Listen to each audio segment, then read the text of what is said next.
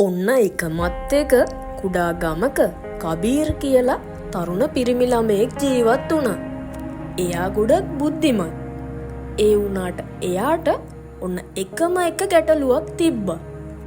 ඔන්න එයාට තිබ්බ ගැටලුව තමා එයාට කවදාවත් කිසි වැඩක් අවධානය යොමු කරලා කරන්න බෑ. කබීර්ගේ සිත ගොඩක් නොසන්සුන්.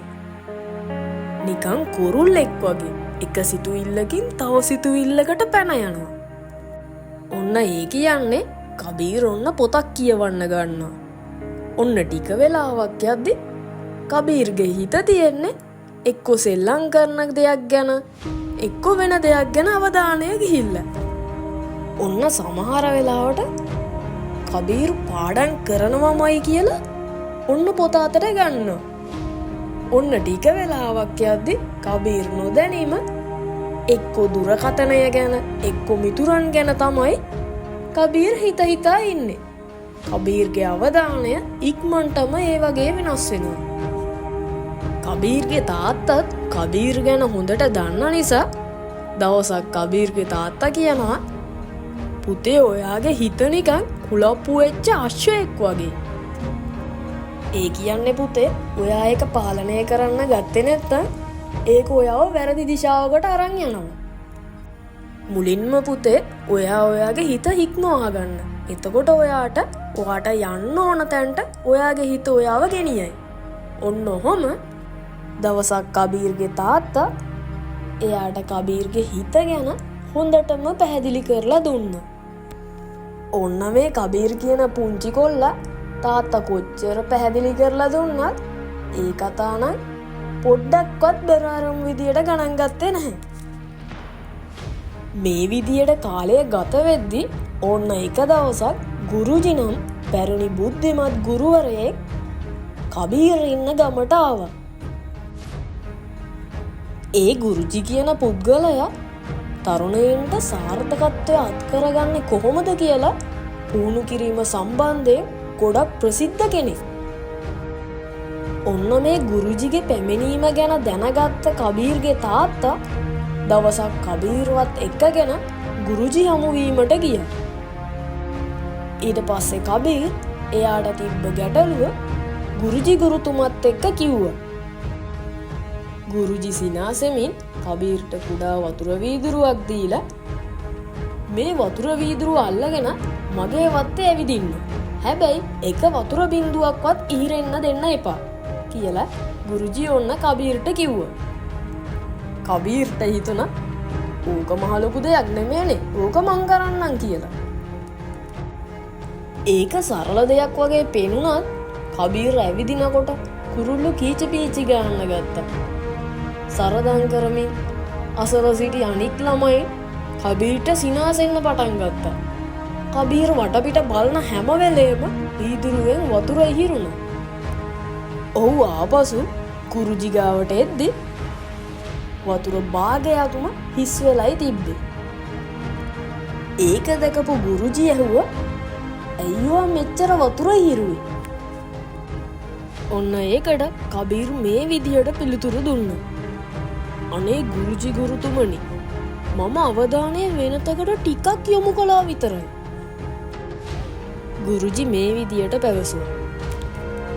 "කබීර් පුතා, මේ වීදුරුව ඔයාගේ ඉලක්කය හා සමානයි. ඒ වගේම මේ ජලය ඔයාගේ අවධානය කියලා හිතන්න. පුතේ ඔයා අවධානය වෙනතකට යොමු කිරීම අවට ශබ්දය හා සමානයි.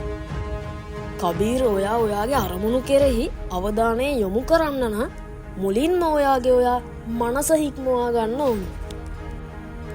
එහෙම කරන්න බැරි නම් කවදාවත් ඔයාට සාර්ථකත්වයක් වෙත ළඟා වෙන්න බෑ. ඒක නිසා පුතේ ඔයා අවධානයෙන් වැඩ කරන්න නම් අනිවාර්යෙන්ම මනස හික්මව ගන්න ඕන."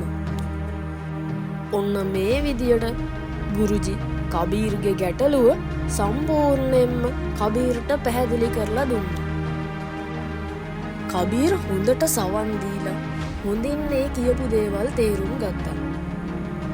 ඔන්න එදායින් පස්සේ කබීර් උදේ එකම වෙලාවට අවදි වෙන්න පටන් ගත්තා. කබීර් හිතාමතාම දුරකථනය භාවිතා කරන එකත් සීමා කරනවා. එයා කරන හැම වැඩකටම එයාගේ සම්පූර්ණ අවධානය දෙන්නත් පටන් ගත්තා. ඒත් එක්කම එයා හැමදාම උදේට භාවනා කරන්නත් පටන් ගත්තා. මුලදී නම් කබීර්ට ඒ දේවල් ජීවිතයට හුරු කරගන්න ගොඩක් දුෂ්කර වුණා. මොකද මුල් කාලේ කබීර්ගේ මනස එහෙ මෙහෙ යනවා වැඩි. ඒත් කබීර් අධිෂ්ඨාන කරගෙන කොහොම හරි අවධානය තියාගෙනම වැඩ කරා. මේ විදියට කෙමෙන් දින සති විදියට කාලය ගෙවී යද්දි කබීර්ට තමන්ගෙම වෙනසක් දැනෙන්න පටන් ගත්තා. ඔන්න ටිකෙන් ටික කබීර්ටම තේරුම් ගියා එයාගේ මතක ශක්තිය වෙනදට වඩා වැඩි කියලා. ඒත් එක්කම ඉගෙනීමේ කටයුතු දියුණු වුණා. ඔන්න අවුරුද්දකට පස්සේ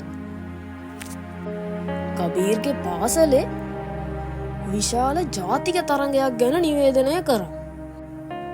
ඒකෙදි සිසුන්ට කෙටි කාලයක් තුළ සංකීර්ණ ගැටලුත් විසඳන්න වුණා. ඔන්න ඒ තරඟට කබීරුත් සහභාගී වුණා. ඒ විසඳන්න තිබ්බ ගැටලු ගොඩක් සංකීර්ණ ඒවා.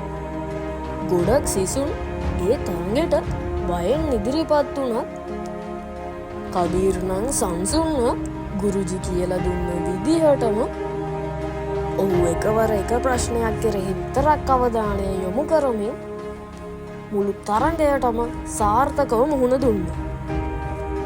ප්‍රතිඵල ආවම කබීරේ තරඟයෙන් ජයග්‍රහණය කරලා තිබ්බා. සැවොම කබීර්ට ඔල්වරසන් දුන්නා. ඔන්න ඒ අතරේ ගුරුජි ගුරුතුම සිනාසුන ඒ වගේම ආඩම්බර වුණා.